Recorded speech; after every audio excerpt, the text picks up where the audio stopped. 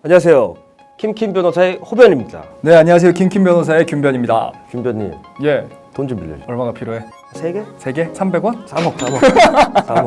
빌려줄 수 있어요? 날강도네. 네, 저희가 이제 사람 관계에서 제일 중요한 게 돈을 빌리고 갚는 문제잖아요. 흔히 이제 대여금이라고 하는데 친한 사이에 돈 빌려주지 마라 이런 인생의 격언 말고 어쩔 수 없이 빌려주게 됐다라고 했을 때 우리가 받아야 될 거 아니에요. 받아야죠. 받아야 되고 어떻게 하면 받을 수 있고 어떻게 하면 못 받나 이런 거에 대해 설명을 해드리려고 하는데 기본적으로 금전 대여가 이루어지려면 계약이 있어야 돼요. 근데 계약은 우리가 차용증을 쓸 수도 있고 금전 소비 대차 계약일 수도 있고 구두 계약일 수도 있고 그리고 뭐 요새는 뭐 카톡으로도 돈 빌려달라고도 하고 실제로 김변이 저한테 10만 원만 빌려줘 그래서 보내요. 보내는 행위가 있으면 둘 간에 이제 금전 소비 대차 계약 이게 대여금이 오고 가는 행위가 있는 거예요. 계약과 돈이 오가는 거. 그렇죠. 그거 두 가지가 있어야 되지. 법리적으로 분석하면 이러는데 그러면은 돈을 저한테 빌려줬어요. 우리가 아무리 친해도 아니, 남겨야지. 그렇죠. 증거는. 우선은 아까 말씀드렸던 것처럼 대여 계약 사실이 있었다는 걸 증명을 해야 되는데 뭐 문자 메시지 같은 경우는 남아 있을 거니까. 근데 구체적인 사실이 있어요. 얼마를 빌려주는지, 언제 갚을 건지, 이자가 있다면 이자가 얼마인지 그런 내용들이 서류로 있으면 좋고. 근데 또 친구 간에 그게 너무 빡빡하니까 문자 메시지 같은 거라도 남아 있으면 예를 들어서 호변이 저한테 돈 빌려줘. 얼마 필요해? 10만 원이라고 하면 일단 10만 원은 정해졌죠. 제가 물어보겠죠. 10만 원 빌려줄게. 언제 갚을 거야?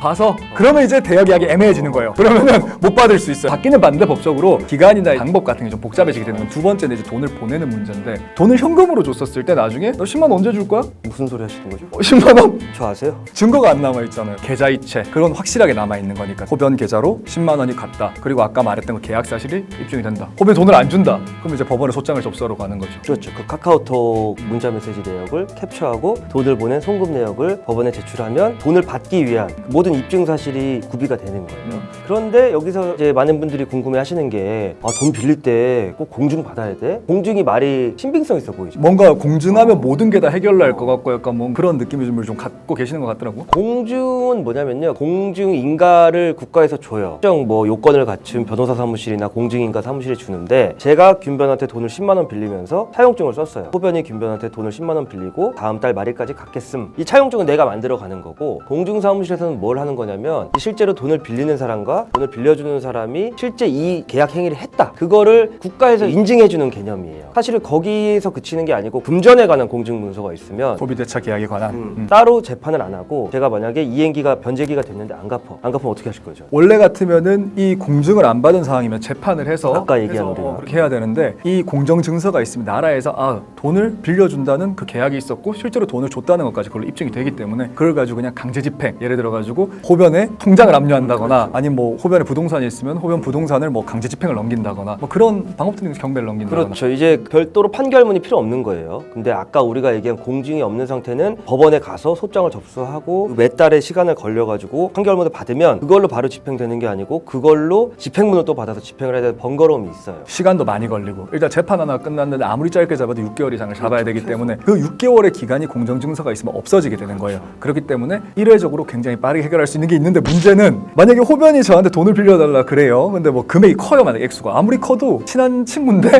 야, 공증받으러 가자. 그러면은 관계가 굉장히 말을 꺼내기도 힘들고 인간적으로 친한 관계인데 돈 이야기가 나왔다는 거는 그 사람이 힘들다는 이야기거든요. 근데 그런 사람한테 우리 공정증서 작성하러 가자라고 말을 하긴 인간미가 너무 좀 떨어져 보이는 것도 있고 그게 쉽지 않아. 제일 인간적인 문제가 있어요. 정답은 없지만 기준점을 내가 이 돈 안 받아도 되는 돈 정도면 공증을 안 써도 되는데 이거는 나한테 없으면 너무나 큰 타격인 돈이야 라고 하면 공증을 받는 게 훨씬 시간도 줄이고 확실하고 그렇죠. 그보다 더 안전한 거는 담보를 받으면 좋은데 쉽지 않죠. 왜냐면 담보가 있다면 은행에서 빌리니까. 기관 이야기 하나 해드릴까요? 기관 이야기요? 기관 이야기. 제 이야기는 아니고 제 의뢰인 이야기. 네네네. 제 의뢰인이 어떤 남자를 소개를 받아가지고 의뢰인 여자분이요. 의뢰인 여자분인데 원래 알던 동생인데 남자를 소개받아가지고 연애를 했는데 남자분이 막 수입차 막 세대 타고도 아니고 돈도 되게 많아 보이고 그러더니 돈도 너무 팍팍 쓰고 한 번 데이트하면은 뭐 식사 같은 거 100만 원짜리 식사 먹고 그런 밥이 있어요? 금을 썰어 먹는 거야? 금을 100만 원이면은?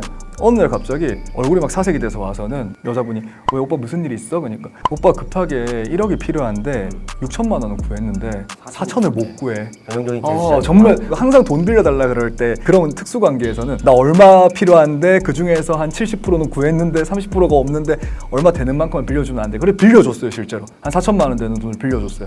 빌려준 게 지금 3년 전이고 헤어진 게 2년 전인데 고소해 놓은 상황이거든요. 사기죄로 사업 자금으로 필요하다고 빌려가는 사실은 이 사람이 돈을 계속 돌려가면서 막은 거야.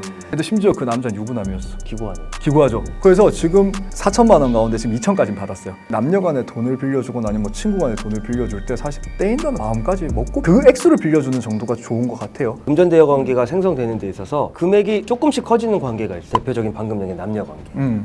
처음에는 친한 애인 사이니까 자기야 나 10만 원만 빌려줘, 뭐 100만 원만 빌려줘. 점점 더 사이가 깊어지고 같은 방향을 바라보면서 결혼까지는 아니더라도 진지하게 만나면 아 내가 사업 때문에 이번 달에 500만 원이 빵꾸 났는데 빌려줘 라고 하면 사실 거절하기가 쉽지 않아요. 거절한다는 것은 헤어지자는 그렇죠. 이야기까지 돼버리는 거니까 좀 그런 게 있죠. 근데 여기서 특히 남녀 관계의 금전대여 문제는 정말 복잡하고 나중에 문제의 소지가 많은데 남녀 관계에서 돈을 빌려달라고 하는 사람은 안 만나요. 친구는 또 달라. 제가 만약에 당신이 내 여자친구인데 내가 이번 달에 사업 자금이 500만 원이 부족해서 여기 할 정도면 딴 데서 다 거절당했다는 소리거든요. 그럼 이 사람은 사실은 그만큼의 현실적 능력은 없다고 봐야 돼요. 그때 당시에 만난 여자한테 돈 빌려달라고 해본 적 있어요? 없어요. 없죠. 네. 저도 살면서 단 한 번도 없어요. 왜냐하면 일반적으로 내가 진짜 이성적으로 사랑하거나 좋아하는 사람이면은 돈 빌려달라는 이야기를 부끄러워서 못해요. 전 돈 빌려준 적은 있어요. 저도 있어요. 이거 와이프 보면 안 되는데.